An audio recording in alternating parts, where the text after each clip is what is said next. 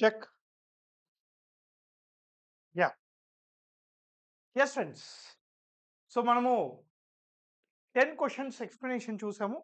Let us start from the 11థ్ question now. Okay. 11థ్ question. 11థ్ క్వెషన్. ఇది కొంచెం ఇంపార్టెంట్ సార్. ఇది ఎక్స్‌పెక్టెడ్ క్వెషన్ మళ్ళీ గూడాను. మనకి బ్లాక్ కోట్ సిండ్రోమ్ అని అంటారు దీన్ని. What is this called? Black coat syndrome.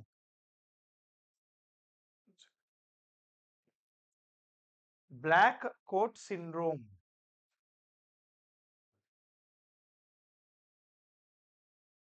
Black coat syndrome. What is the meaning of black coat syndrome? అంటే జ్యుడిషియరీ న్యాయ వ్యవస్థ యొక్క ప్రాబ్లమ్స్‌ని బ్లాక్ కోట్ సిండ్రోమ్ అని అంటారు. సిండ్రోమ్ అంటే disease type. So, high dependency, frequency adjournments, issues with district judiciary infrastructures all are the right part of your black coat syndrome. ఇక్కడ pendency of the cases గురించి మీకు డేటా తీసుకొచ్చిన చాలా important. Right? Cases అనేవి చాలా పెండింగ్‌గా ఉన్నాయి. ఇండియాలో న్యాయ వ్యవస్థలో కేసెస్ చాలా చాలా పెండింగ్‌గా ఉన్నాయి. రైట్? మీరు ఒక్కసారి జాగ్రత్తగా వింటే లేటెస్ట్ డేటా ఉత్తరప్రదేశ్‌లో సుమారుగా 6 మిలియన్ కేసెస్ పెండింగ్‌గా ఉన్నాయి సార్. బీహార్ లాంటి రాష్ట్రంలో 5 మిలియన్ కేసెస్ పెండింగ్‌గా ఉన్నాయంట. అయితే ఇక్కడ మీకు ఇంపార్టెంట్ ఫ్యాక్ట్ చెప్పాలి. రైట్? సుప్రీం కోర్టు మరియు హైకోర్టు అసలు కొత్త కేసులు తీసుకోకుండా ఓన్లీ పాత కేసులు మాత్రమే సాల్వ్ చేస్తే సుప్రీం కోర్టుకొచ్చేసి 1 ఇయర్ 3 మంత్స్ పడుతుందంట. ప్రతి హైకోర్ట్‌కి ఈచ్ హైకోర్ట్‌కి 3 సంవత్సరాలు పడుతుందంట. అంటే కొత్త కేసులు తీసుకోకుండా ఓన్లీ పాత కేసులు మాత్రమే సాల్వ్ చేయడానికి సుప్రీం కోర్టుకొచ్చేసి 1 సంవత్సరం 3 నెలలు పడుతుంది. మరియు ఈచ్ హైకోర్ట్‌కి 3 సంవత్సరాలు పడుతుందంట. రైట్? మనకి రైట్ సుప్రీం కోర్ట్‌లో 71,411 కేసెస్ పెండింగ్ ఉన్నాయి. హైకోర్ట్‌లో 6 మిలియన్ కేసెస్ పెండింగ్ ఉన్నాయి. అంటే 60 లక్షలు. డిస్ట్రిక్ట్ కోర్ట్స్‌లలో 41 మిలియన్ కేసెస్ పెండింగ్‌గా ఉన్నాయి. సో, సుమారుగా 4 కోట్ల కేసులు పెండింగ్‌గా ఉన్నాయి. సో, మొత్తం చూసుకుంటే సుమారుగా 5 కోట్ల కేసెస్ వరకు మనకి పెండింగ్‌గా ఉన్నాయి. రైట్? ఇండియాలో న్యాయ వ్యవస్థ మరి న్యాయం దక్కే వరకు అతను ఉంటాడా? లేడా? అని చెప్పేసి ఒక డౌటే నాకు. So, that is the thing. గుర్తుపెట్టుకోండి ఇది.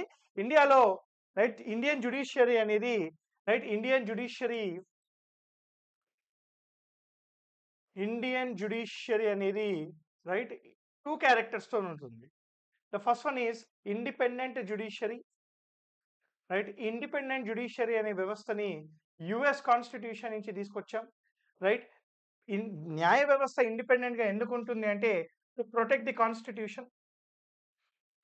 To protect the constitution of India with the process called judicial review. So, న్యాయ వ్యవస్థని Guardian and protector of the Indian constitution అని కూడా అంటాం. ద సెకండ్ వన్ వచ్చేసి ఇంటిగ్రేటెడ్ వ్యవస్థ. It is also integrated judiciary. అన్ని కోర్ట్స్ కూడాను ఇంటిగ్రేటెడ్ సిస్టమ్‌గా ఉంటాయి. ఇది వచ్చేసి యూకే కాన్స్టిట్యూషన్ నుంచి మనము తీసుకొని రావడం జరిగింది. సో, ఇంటిగ్రేటెడ్ వ్యవస్థలో ఒక్కసారి మీరు రైట్ ఒక్కసారి మీరు చూస్తే ఇంటిగ్రేటెడ్ వ్యవస్థలో మనకి ఇక్కడ వచ్చే supreme court top, high court at the state level. Then we have subordinate court. Subordinate court at the district level. మనకి article 124 to 147 talks about Supreme Court.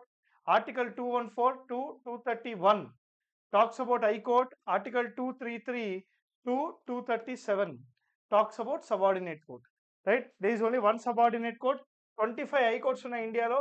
600 plus right 25 high courts ఉన్నాయి. 600 plus subordinate courts అనేది ఇండియాలో ఉన్నాయి. ఎన్ని కోర్టులు ఉన్నా ఏమున్నా కూడాను కేసెస్ అయితే పెండింగ్ గానే ఉన్నాయన్నమాట. That is a problem. Right? 12th question చూడండి సార్ ఒక్కసారి మీరు ఇప్పుడు. Look at the 12th question. Yeah. Which of the following are the preventive detention laws? Which of the following are the preventive detention laws enacted by the parliament to maintain national security, public order and preventive crimes? So preventive detention laws కి సంబంధించిన ఏ చట్టం అని అడుగుతున్నాడు.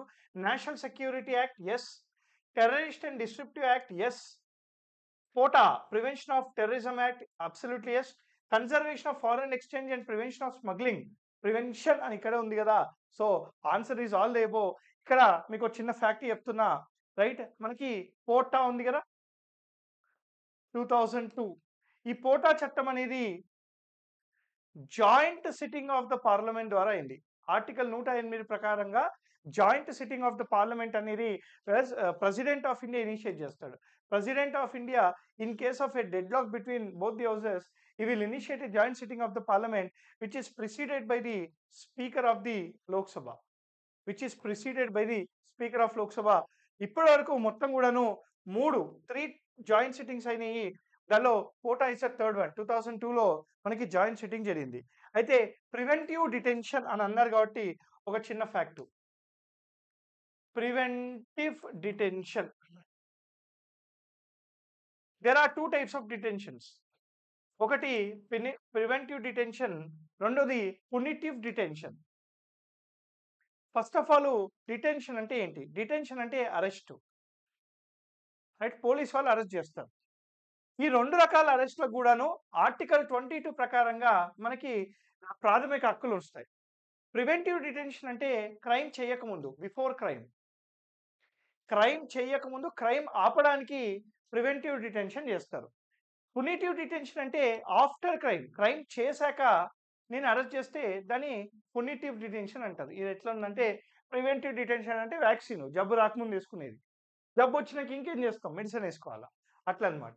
So ఈ preventive detention అనేది PD act 1950 ద్వారా మనకి అరెస్ట్ చేస్తారు. జనరల్గా AK Gopalan versus union of India case 1951. ఇది ఒక ఫేమస్ కేసు. ప్రివెంటివ్ డిటెన్షన్ చట్టం ప్రకారంగా మనం చూడడం జరుగుతుంది. సో ఇది 12th question I guess. Let's go to 13th question sir. 13th question. 13th question preventive detention గురించి ఉండాలా? 13th క్వశ్చన్ ఇది expected. Which among the following statements is are correct regarding ఇదే ASOSAI? You know what is ASOSAI? ASOSAI stands for Asian Organization of Supreme Audit Institutions. CAG. Supreme Audit Institutions, Asian organizations. The President of India attended the opening of ceremony of 16th ASOSAI assembly organized by CAG in New Delhi. Correct sir ఇది. It was established in 1979 with 11 members. Now there are 48 members. ఇది కూడా కరెక్టే. So ఇది Asian organisation of supreme audit institutions, India నుంచి CAG అనే సంస్థ represent చేస్తుంది. అయితే CAG is also the chairman now. It is also chairman of ఏమంటారు ఈ ASOSAIకి ప్రస్తుతానికి చైర్మన్ గా ఉండి 2024 నుంచి 2027 వరకు 2024 నుంచి 2027 వరకు రైట్ కాగ్ అనేది చైర్మన్ గా ఉంటుంది. కాగ్ గురించి కొంచెం వివరాలు చెప్తే article 148 to 151 of the Indian constitution talks about CAG. Right, CAG is nothing but it conducts audit on the expenses of the central government, on the expenses of the state government, on the expenses of the PSUs, on the expenses of the local governance, right, and on the expenses of the right President of India, right, ఏదైనా ఒక association చెప్తే దాని మీద president of India ఏదైనా దేని మీదైనా ఈ audit కావాలి అని అంటే చెప్పినప్పుడు చేస్తారనమాట. సో ఆ ఉద్దేశంలో కూడా ఇవన్నీ ఆడిట్ అనేది కండక్ట్ చేస్తుంది, వాళ్ళ యొక్క ఖర్చుల యొక్క వివరాలు. ఈ ఆడిట్ కండక్ట్ చేశాక వీళ్ళు ఒక యాన్యువల్ రిపోర్ట్ తయారు చేస్తారు.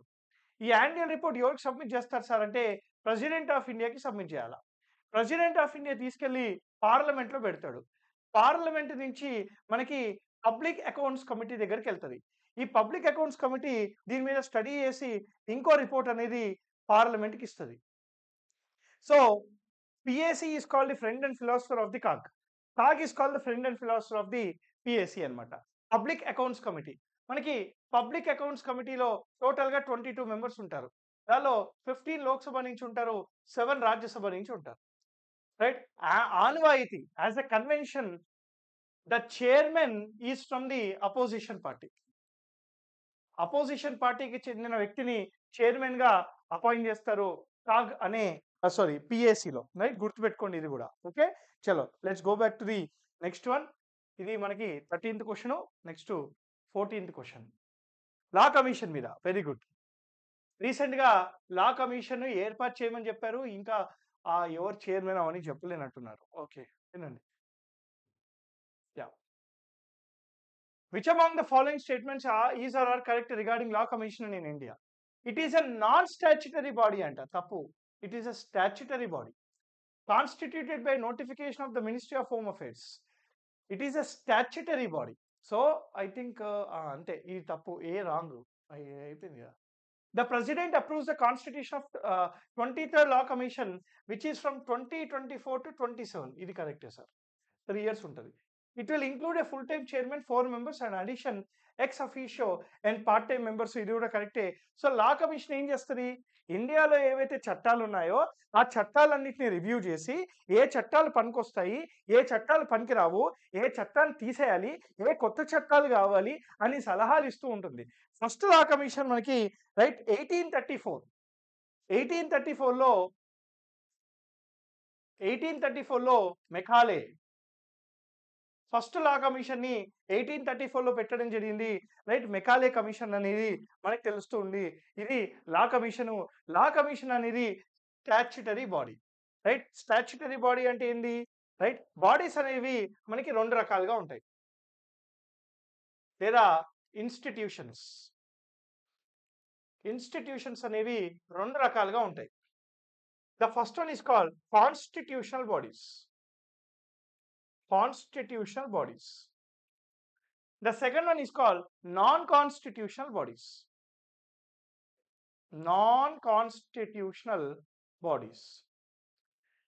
రాజ్యాంగం ద్వారా ఏర్పాటు చేసిన సంస్థలని కాన్స్టిట్యూషనల్ బాడీస్ అని అంటారు. Example election commission of India, union public service commission CAG. Right, అదేవిధంగా national commission for SC, national commission for ST, national commission for BC. Right, ఇంకేదో మిస్ అయినా ఫైనాన్స్ కమిషను. ఇవన్నీ కూడా కాన్స్టిట్యూషనల్ బాడీస్ అని అంటారన్నమాట, రాజ్యాంగం ద్వారా ఏర్పాటు చేసిన సంస్థలు. మరి అదే విధంగా మరి నాన్ కాన్స్టిట్యూషనల్ బాడీస్ అంటే ఏంటి sir? There are 2 types of non constitutional bodies. The first one is called statutory body. The second one is called non-statutory body. Statutory body అంటే చట్టం ద్వారా కానీ ఏదైనా వేరే విషయం, చట్టం ద్వారా కానీ ఏదైనా, నాకే డౌట్ వచ్చింది అందుకని నేను answer is all are correct sir. ఇది కూడా నాన్ స్టాచ్యుటరీ బాడీ కదా, బికాస్ చట్టం ద్వారా ఏర్పాటు చేస్తే స్టాచ్యుటరీ బాడీ అంటారు. ఎగ్జిక్యూటివ్ ఆర్డర్ ద్వారా ఏర్పాటు చేస్తే నాన్ స్టాచ్యుటరీ బాడీ అంటారు. అంటే మినిస్టీరియల్ ఆర్డర్ ద్వారా ఏర్పాటు చేయాలి. ఎగ్జాంపుల్ నీతి ఆయోగ్ అనేది ఒక మినిస్టీరియల్ ఆర్డర్ ద్వారా ఏర్పాటు చేస్తారు. అట్లే లా కమిషన్ కూడా. So answer is all sir. ఇది మీరు దానిలో కూడా చేంజ్ చేసుకోవచ్చు. ఇది కూడా కరెక్టే. Answer is all the above 4. Answer is all the above ఇది. So answer is all the above. ఇది గుర్తుపెట్టుకోండి. రైట్, ఇది గుర్తుపెట్టుకోవాలి, ఖచ్చితంగా గుర్తుపెట్టుకోవాలి. Disclaimer sir. చట్టం ద్వారా ఏర్పాటు చేస్తే స్టాచ్యుటరీ బాడీ అంటారు. అంటే national commission for minorities, national commission for women, right, national human rights commission, ఇవన్నీ కూడాను స్టాచ్యుటరీ బాడీస్ అవుతాయి. ఇక్కడ మనకి CBI కూడా వస్తుంది, నాన్ స్టాచ్యుటరీ బాడీ కదా. ఇక్కడ CVC వస్తుంది, రైట్, అదే CIC వస్తుంది, సెంట్రల్ ఇన్ఫర్మేషన్ కమిషన్. ఇవన్నీ కూడా స్టాచ్యుటరీ బాడీస్ అన్నమాట. ఇవన్నీ నాన్ స్టాచ్యుటరీ బాడీస్. అంటే ఒక మినిస్టీరియల్ ఆర్డర్ ద్వారా ఏర్పాటు చేస్తే దాన్ని నాన్ స్టాచ్యుటరీ బాడీస్ అని అంటారు. Good that we have seen this, so that we got a clarity. Good అమ్మా, నేనేమి ఏమంటారు ఫీల్ గాను. మనం ఎక్కడైనా ఏదైనా చిన్న పొరపాటు చేసినాం అనుకోండి, పొరపాటు ఏంది అని చెప్పేసి మనమే యాక్సెప్ట్ చేస్తే కొత్త విషయాలు నేర్చుకుంటాం. మనం చెప్పిందే కరెక్ట్ అని అనుకుంటే మాత్రం ఈ ఆడనే ఉండిపోతావు, జీవితంలో ముంగటికి వెళ్ళవు. సో అందుకనే తప్పు ఎప్పుడైనా మీరు చేస్తే ఒప్పుకోండి, తప్పేముంది సార్. తప్పు ఒప్పుకుంటే మంచోడివే, నువ్వేం చులకన అయిపోవు, మంచిదే. So answer is all. ఇక్కడ టెన్షన్ పడకండి, అప్పుడప్పుడు తప్పులు అవుతూ ఉంటాయని చెప్పాను, కానీ తప్పులు లేకుండానే ట్రై చేద్దాం, తప్పులైతే ఒప్పుకుందాం, అట్లా ఉండాలా. Life is all about learning, relearning and unlearning. తెలియంది నేర్చుకోవాలి, తెలిసింది మళ్ళీ రివైజ్ చేయాలి, తెలిసింది తప్పని అనుకుంటే దాన్ని తప్పు అని ఒప్పుకునే సత్తా కూడా ఉండాలి. దాన్ని అన్‌లెర్నింగ్ అని అంటారు. రైట్? Whatever it is. చలో let's come back to the next question sir. Next question ఇది చూడండి. సబ్ కేటగరైజేషన్ మీద క్వెషన్ సార్ ఇది. ఇది ఇంపార్టెంట్ మనకి. 15th క్వెషన్ చూడండి. సబ్ క్లాసిఫికేషన్ ఆఫ్ ఎస్సీస్ సుప్రీం కోర్ట్ జడ్జిమెంట్ ఉంది కదా. రైట్? ఇది చాలా ఇంపార్టెంట్. ఒకసారి మీరు వినాలి. I just zoom it so that it will be easy for us. Yeah.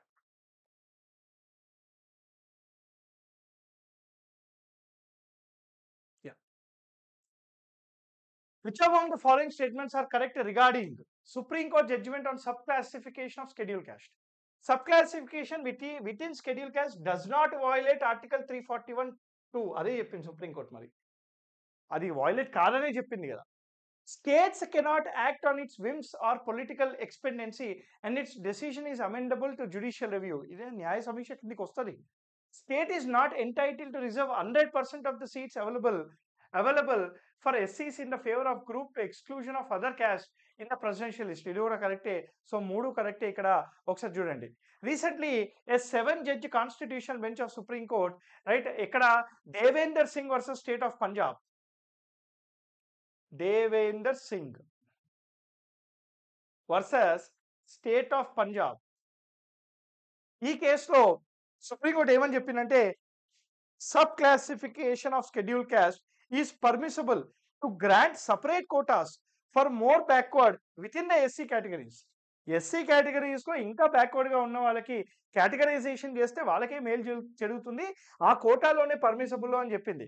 Sub classification within ఎస్సీస్ does not violate Article 341 Clause 2 of the Constitution because the caste are not per se included in or excluded from the list. వాళ్ళని తీసేయట్లేదు కదా, ఉన్న వాళ్ళని rearrange చేస్తున్నావు. Rearrange చేస్తే వాళ్ళు అక్కడే ఉన్నారు కదా. So it is not violating any article అని చెప్పి చెప్పడం జరిగింది. అదేవిధంగా ఇంకేం చెప్పింది సార్, రైట్, స్టేట్స్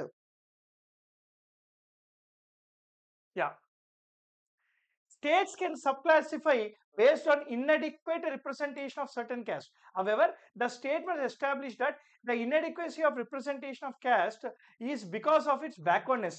సో ఎవరైతే ఇన్అడిక్వేట్ గా రిప్రజెంటేషన్ ఉన్నారో వాళ్ళ కోసం సబ్ కేటగరైజేషన్ తీసుకొచ్చి వాళ్ళకి కావాలంటే ఈ ఎస్సీ ఏదైతే రిజర్వేషన్ లిమిట్స్ ఉన్నాయో దాన్ని పంచు పర్లేదు, కానీ ఆ బ్యాక్వర్డ్నెస్ అనేది సోషల్లీ ఎడ్యుకేషనల్లీ బ్యాక్వర్డ్ క్లాసెస్ ఉండాలి అని చెప్పి చెప్పడం జరుగుతుంది. States cannot on his own and it's decision is subjected to judicial review. న్యాయ సమీక్ష కిందికి వాళ్ళు తీసుకొచ్చిన డెసిషన్ అనేది ఉంటుంది అని చెప్పింది. State is not entitled to reserve 100% of the seats available for SCs in favor of a group to exclude of other caste in the presidential list. 100% okay group కి ఇచ్చే ఆస్కారం స్టేట్స్ కి లేదు అని కూడా చెప్పడం జరిగింది. Devender Singh versus state of Punjab లో ఎస్సీ సబ్ కేటగరైజేషన్ అనేది అలౌడ్ అని చెప్పి సుప్రీంకోర్టు రీసెంట్ గా చెప్పడం జరిగింది. 16వ క్వశ్చన్ చూడండి sir. 16th question, right, 16th question ఇది కూడా కొద్దిగా ఇంపార్టెంటే. ఇది సింపుల్ క్వశ్చన్సే, డైరెక్ట్ ఫ్యాక్చువల్ డేటా ఉంటుంది ఇక్కడ మొత్తం.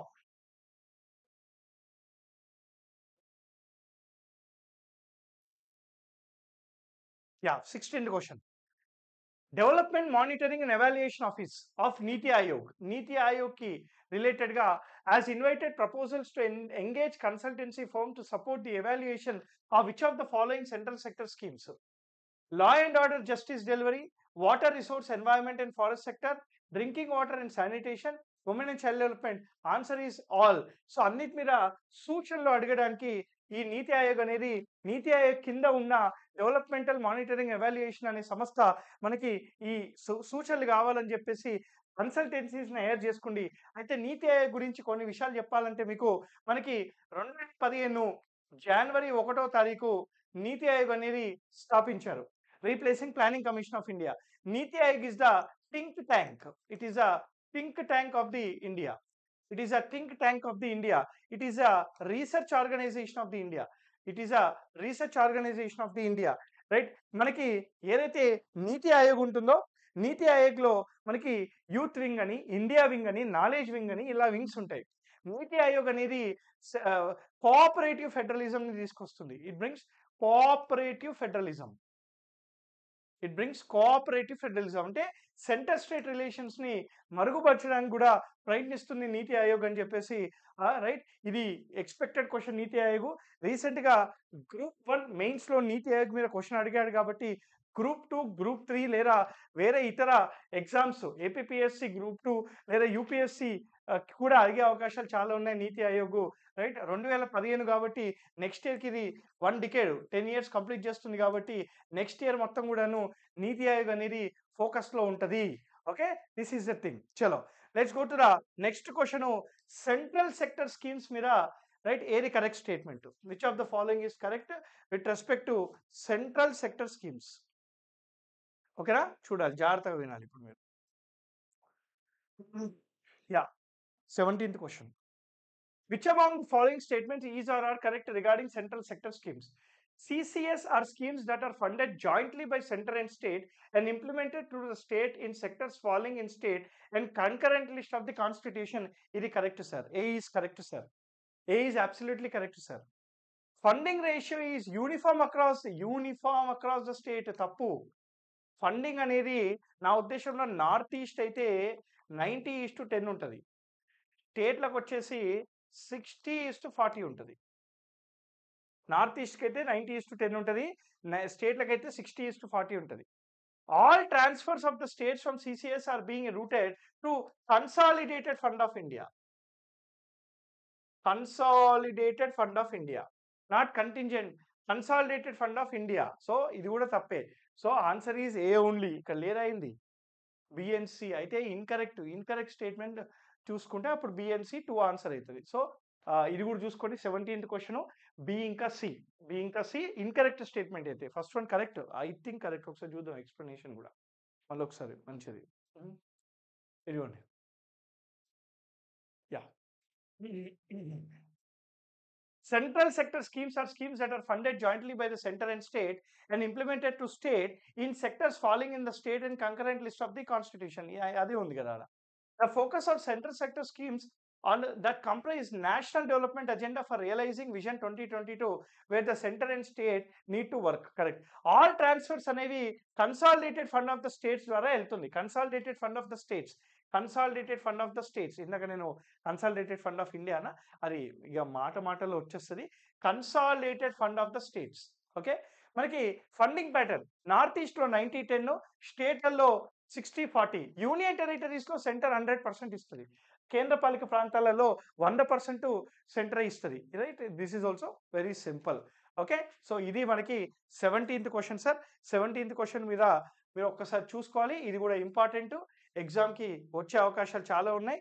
ఈ మధ్య మనకి 15th ఫైనాన్స్ కమిషను అదేవిధంగా 16th ఫైనాన్స్ కమిషన్ కూడా న్యూస్లో ఉంది కాబట్టి ఈ సెంట్రల్ సెక్టర్ స్కీమ్స్ మీద క్వశ్చన్ అడిగే అవకాశాలు ఉన్నాయి.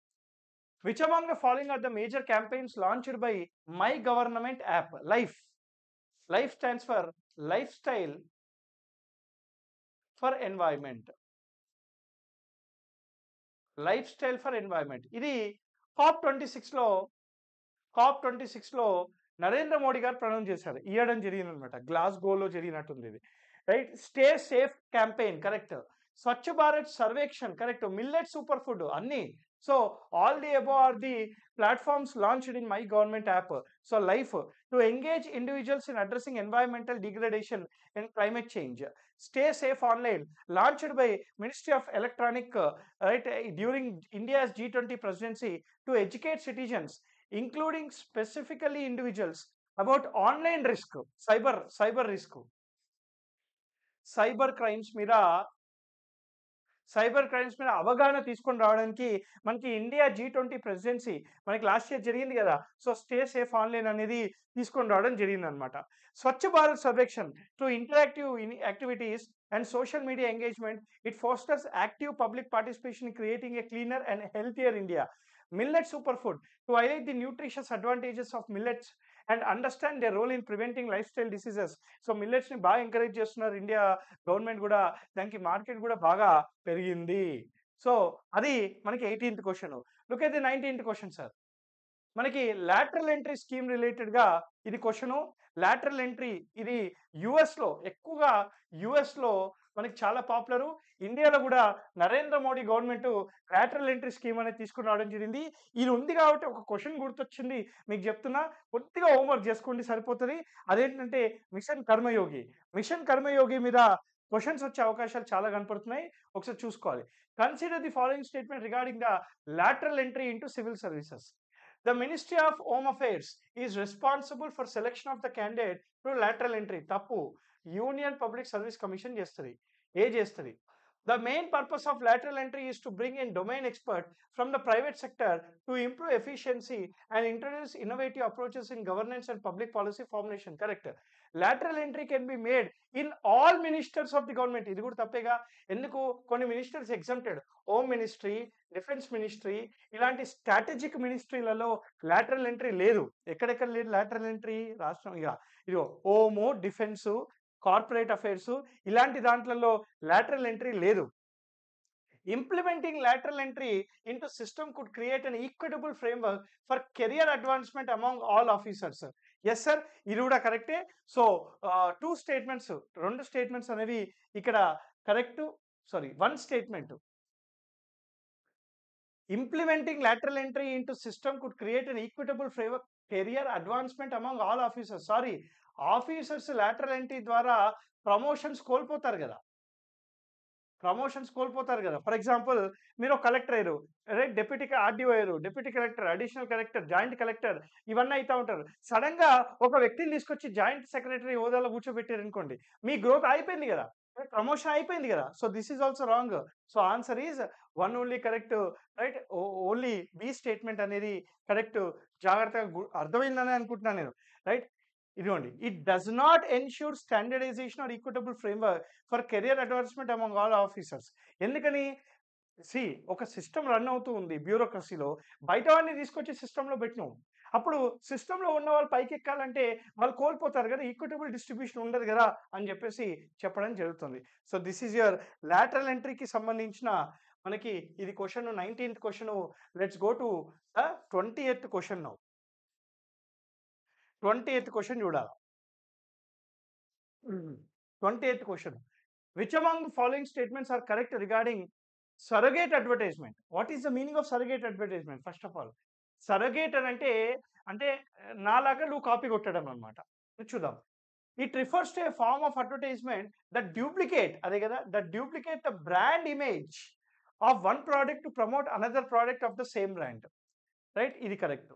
Recently, the Ministry of Health and Family Welfare recently asked the Sports Authority of India and BCCI to take measures to prevent surrogate advertisement of tobacco or alcohol by the sportsmen. ఇది చాలా important sir, right? చాలా చాలా important. ఇట్లాంటివి అడుగుతాడు. Answer is both. రీసెంట్గా మనకి alcohol మీద surrogate advertisements అనేవి ప్రివెంట్ చేయడానికి recently ministry of health and family welfare అడిగిందంట. So surrogate goods could either resemble a similar commodity or an entirely different product. Meaning companies advertise their own product. దీనికి ఒక చిన్న example ఇస్తాం మీకు అందరికి. ఏమంటారు, కింగ్ ఆఫ్ గుడ్ టైమ్స్ తెలుసా? King of good times అని ఎవరు అంటారు? Kingfisher. ఎవరైనా? విజయ్ మాల్యా గారు. విజయ్ మాల్యా గారు యూబీ బ్రివరేజెస్ అని మనకి బీర్ అమ్ముతారు. ఫస్ట్ టైం ఇండియాలో బీర్ మ్యానుఫ్యాక్చరింగ్ కింగ్ ఫిషర్ బీర్ని ఒక లెవెల్కి తీసుకెళ్లే వ్యక్తి ఆయనే అనమాట. ఆయన నెట్ఫ్లిక్స్లో సిరీస్ ఉంటుంది, అది చూసి చెప్తున్నా మీకు. ఆయన ఏం చేశాడంటే, ఇండియాలో ఆల్కహాల్ అడ్వర్టైజ్మెంట్ చేయడం అనేది కష్టం. సో ఆయన ఏం చేశాడు, కింగ్ ఫిషర్ బీర్స్ని అడ్వర్టైజ్ చేయాలి కాబట్టి కింగ్ ఫిషర్ బీర్ని అడ్వర్టైజ్ చేయలేక కింగ్ ఫిషర్ సోడాని అడ్వర్టైజ్ చేశాడు, కింగ్ ఫిషర్ వాటర్ బాటిల్స్ని అడ్వర్టైజ్ చేశాడు. అంటే కింగ్ ఫిషర్ బ్రాండ్ని పెంచాడు. అడ్వర్టైజ్మెంట్లో ఏమని వస్తుంది మనకి, వాటర్ బాటిల్ సోడానే కనపడుతుంది, కానీ దాని అంతరాత్యం అంటే ఇండైరెక్ట్ గా ఈస్ ప్రమోటింగ్ బీర్ అనమాట. సో అదే సరోగేట్ అడ్వర్టైజ్మెంట్స్ అని అంటారు. పాన్ పరాక్లో ఉంటాయి కదా, వేసుకుంటారు కదా మన స్పోర్ట్స్ మెన్ వీళ్ళందరూ. సో అది గుట్కా ప్రమోట్ చేస్తున్నట్టు అనిపిస్తా ఉంది అని చెప్పేసి యాక్షన్ తీసుకోవడం జరిగింది. ఇది క్వశ్చన్ నెంబర్ 10 to 20.